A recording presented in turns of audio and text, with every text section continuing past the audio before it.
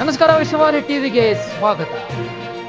ರಾಜ್ಯ ಕಾಂಗ್ರೆಸ್ ಪಾಳಯದಲ್ಲಿ ವಾಲ್ಮೀಕಿ ಹಗರಣ, ಮೂಡ ಹಗರಣಗಳು ದೊಡ್ಡ ಮಟ್ಟದ ಒಂದು ಸೃಷ್ಟಿಯನ್ನ ಮಾಡಿತ್ತು, ತಲ್ಲಣವನ್ನು ಕೂಡ ಸೃಷ್ಟಿ ಮಾಡಿತ್ತು ರಾಜಕೀಯ ಪಾಳ. ಅದರಲ್ಲೂ ವಿಪಕ್ಷಗಳು ಈ ಎಲ್ಲ ಹಗರಣಗಳ ವಿರುದ್ಧ ಸಿಡಿದಿದ್ದು ಬೃಹತ್ ಹೋರಾಟಗಳನ್ನೇ ಮಾಡಿ ಮೈಸೂರುವರೆಗೂ ಕೂಡ ಪಾದಯಾತ್ರೆಯನ್ನ ಮಾಡಿತ್ತು. ಇದೀಗ ಮೂಡ ಹಗರಣದ ಕ್ಲೈಮ್ಯಾಕ್ಸ್ ಅಂತಿಮ ಹಂತವನ್ನ ಬಂದು ತಲುಪಿದಂತೆ ಎದ್ದು ಕಾಣ್ತಾ ಇದೆ. ಇನ್ನು ಇದರ ನಡುವೆ ಇಡಿ ಅಧಿಕಾರಿಗಳು ಕ್ಲೀನ್ ಚೀಟ್ ಅನ್ನ ಕೊಟ್ಟಿದ್ದು ವಿಪಕ್ಷ ನಾಯಕರು ಸಿಎಂ ತಮ್ಮ ಪ್ರಭಾವವನ್ನು ಬಳಸಿಕೊಂಡಿದ್ದಾರೆ ಅಂತ ಆರೋಪವನ್ನು ಕೂಡ ಮಾಡ್ತಾ ಇದ್ದಾರೆ.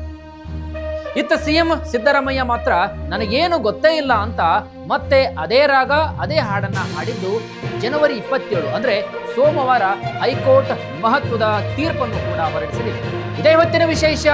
ಜನವರಿ 27ಕ್ಕೆ ಮೂಡ ಕ್ಲೈಮ್ಯಾಕ್ಸ್. ನಾನು ವೀರೇಶ್ ಶಿವಾನಂದ್ ಹಂಪಿ. ವೀಕ್ಷಕರೇ, ಕರ್ನಾಟಕ ರಾಜಕೀಯದಲ್ಲಿ ಅಲ್ಲೋಲ ಕಲ್ಲೋಲ ಮೂಡಿಸಿದಂತಹ ಮೂಡ ಹಗರಣದ ಲೋಕಾಯುಕ್ತ ತನಿಖೆ ಪೂರ್ಣಗೊಂಡಿದ್ದು ವರದಿಯೂ ಕೂಡ ಸಿಗುತ್ತದೆ. ಲೋಕಾಯುಕ್ತ ವರದಿಯಲ್ಲಿ ಸಿಎಂ ಸಿದ್ದರಾಮಯ್ಯ ಮತ್ತು ಅವರ ಪತ್ನಿ ಪಾರ್ವತಿಗೆ ಕ್ಲೀನ್ ಚೀಟ್ ನೀಡಿರುವುದು ಕೂಡ ತಿಳಿದು ಬಂದಿದೆ. ಮೂಡ ಹಗರಣದಲ್ಲಿ ಸಿಎಂ ಸಿದ್ದರಾಮಯ್ಯ ಪಾತ್ರ ಎಲ್ಲೂ ಕಂಡು ಬಂದಿಲ್ಲ.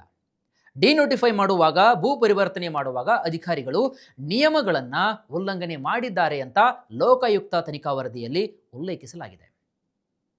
ಇನ್ನು ಮೂಡ ಆಯುಕ್ತರು, ರೆವಿನ್ಯೂ ಅಧಿಕಾರಿಗಳು ನಿಯಮಗಳನ್ನ ಗಾಳಿಗೆ ತೂರಿರುವುದು ಕಂಡು ಬಂದಿದೆ. ಅಧಿಕಾರಿಗಳು ಅಪರಾಧ ಎಸಗಿರುವ ಬಗ್ಗೆ ಮುಂದೇನು ಮಾಡಬೇಕೆಂಬುದರ ಕುರಿತು ಕಾನೂನು ತಜ್ಞರ ಸಲಹೆಯನ್ನ ಪಡೆಯಲಾಗುವುದು ಅಂತ ಕೂಡ ಹೇಳಲಾಗ್ತಾ ಇದೆ.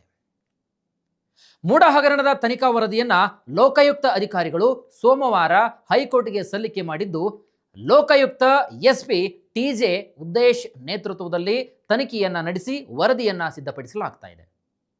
ಇನ್ನು ಇತ್ತ ಮೂಡ ಹಗರಣದ ಬಗ್ಗೆ ದಾಖಲೆಯನ್ನ ಬಿಡುಗಡೆ ಮಾಡಿದಂತಹ ದೂರುದಾರ ಹಾಗೂ ಆರ್ಟಿಐ ಕಾರ್ಯಕರ್ತ ಸ್ನೇಹಮಯಿ ಕೃಷ್ಣ ಅವರು ಸಿಎಂ ಸಿದ್ದರಾಮಯ್ಯ ಅವರಿಗೆ ನೀಡಿದಂತಹ ಕ್ಲೀನ್ ಚಿಟ್ ಬಗ್ಗೆ ಪ್ರತಿಕ್ರಿಯೆ ನೀಡಿದ್ದಾರೆ. ಏನು ಪ್ರತಿಕ್ರಿಯೆ ನೀಡಿದ್ದಾರೆ? ಮುಖ್ಯಮಂತ್ರಿ ಸಿದ್ದರಾಮಯ್ಯ ಅವರು ತಮ್ಮ ಪ್ರಭಾವ ಇಲ್ಲದೆ ಅಧಿಕಾರಿಗಳನ್ನ ಆಕ್ರಮವನ್ನ ಎಸಗಲು ಸಾಧ್ಯವೇ ಇಲ್ಲ. ಇಲ್ಲಿ ಇಂಡೈರೆಕ್ಟ್ ಆಗಿ ಸಿಎಂ ಸಿದ್ದರಾಮಯ್ಯ ಅವರ ಒಂದು ಪ್ರಭಾವವನ್ನು ಬಳಸಿದ್ದಾರೆ ಅಂತ ಮಾತನಾಡಿದ್ದಾರೆ. ಲೋಕಾಯುಕ್ತ ವರದಿಯಲ್ಲಿ ಸಿಎಂ ಹಾಗೂ ಅವರ ಪತ್ನಿಗೆ ಕ್ಲೀನ್ ಚೀಟ್ ನೀಡಿರುವ ಬಗ್ಗೆ ಅಧಿಕೃತ ಮಾಹಿತಿ ಕೂಡ ನಮಗೆ ಬಂದಿಲ್ಲ. ಆದಾಗ್ಯೂ ಅದು ನಿರೀಕ್ಷಿತ. ಇದರಿಂದ ನನ್ನ ಹೋರಾಟಕ್ಕೆ ಯಾವುದೇ ರೀತಿಯಾದಂತಹ ಅಡ್ಡಿಯಾಗುವುದಿಲ್ಲ, ತೊಂದರೆ ಕೂಡ ಆಗುವುದಿಲ್ಲ ಅಂತ ಹೇಳಿದ್ದಾರೆ ಸ್ನೇಹಮಯಿ ಕೃಷ್ಣ.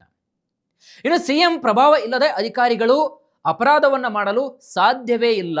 ಈ ಪ್ರಕರಣದಲ್ಲಿ ಮುಖ್ಯಮಂತ್ರಿ ಸಿದ್ದರಾಮಯ್ಯ ತಮ್ಮ ಪ್ರಭಾವವನ್ನು ಬಳಸಿದ್ದಾರೆ ಎಂಬುದು ಅತ್ಯಂತ ಸ್ಪಷ್ಟವಾಗಿ ಎದ್ದು ಕಾಣ್ತಾ ಇದೆ ಅಂತಹ ನೇರವಾದಂತಹ ಆರೋಪವನ್ನು ಮಾಡ್ತಾ ಇದ್ದಾರೆ ಸ್ನೇಹಮಯಿ ಕೃಷ್ಣ, ಈ ದೂರುದಾರರು. ಮೂಡ ಹಗರಣ ಸಂಬಂಧ ಮತ್ತೊಂದು ಕಡೆಗೆ ಜಾರಿ ನಿರ್ದೇಶನಾಲಯ ಈಗ ತನಿಖೆಯು ಕೂಡ ಪ್ರಗತಿ ಹಂತದಲ್ಲಿದೆ.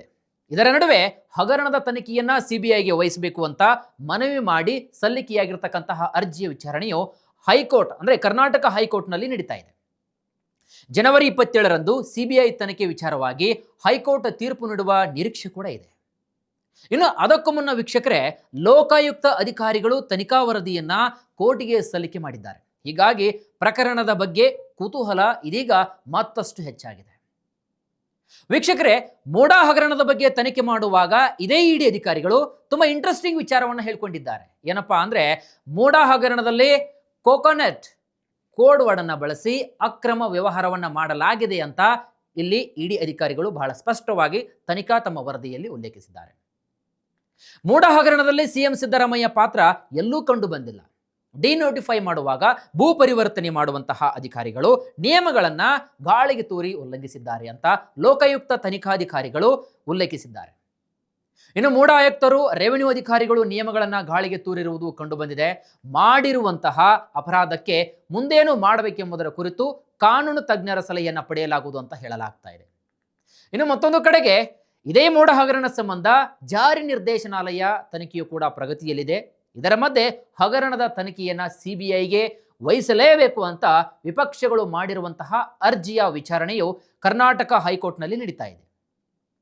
ಆದ್ದರಿಂದ ಜನವರಿ 27ರಂದು ಅಂದ್ರೆ ಇದೇ ಸೋಮವಾರ ಸಿಬಿಐ ತನಿಖೆ ವಿಚಾರವಾಗಿ ರಾಜ್ಯ ಹೈಕೋರ್ಟ್ ಅತ್ಯಂತ ಮಹತ್ವದ ತೀರ್ಪನ್ನು ನೀಡುವ ನಿರೀಕ್ಷೆ ಕೂಡ ಇದೆ ಅಂತ ಹೇಳಲಾಗ್ತಾ ಇದೆ. ಮೂಡ ಹಗರಣದ ತನಿಖೆ ನಡೆಸಿರುವಂತಹ ಲೋಕಾಯುಕ್ತ ಇದೀಗ ಸಿಎಂ ಸಿದ್ದರಾಮಯ್ಯ ಹಾಗೂ ಅವರ ಪತ್ನಿ ಪಾರ್ವತಿ ಅವರಿಗೆ ಕ್ಲೀನ್ ಚೀಟ್ ನೀಡಿದೆ ಎನ್ನುವ ಮಾಹಿತಿ ಮಾಧ್ಯಮಗಳಿಗೆ ಲಭ್ಯವಾಗಿದೆ. ಇನ್ನು ಈ ಕುರಿತು ಮಾಧ್ಯಮಗಳು ಸಿಎಂ ಸಿದ್ದರಾಮಯ್ಯ ಅವರನ್ನ ಪ್ರಶ್ನೆ ಮಾಡಿದಾಗ ಸಿಎಂ ಅವರು ಏನು ಹೇಳ್ತಾರೆ ಗೊತ್ತಾ? ತನಗೇನು ಗೊತ್ತಿಲ್ಲರಿ ಅಂತ ಮುಖ್ಯಮಂತ್ರಿಗಳು ಪ್ರತಿಕ್ರಿಯೆ ನೀಡಿದ್ದಾರೆ.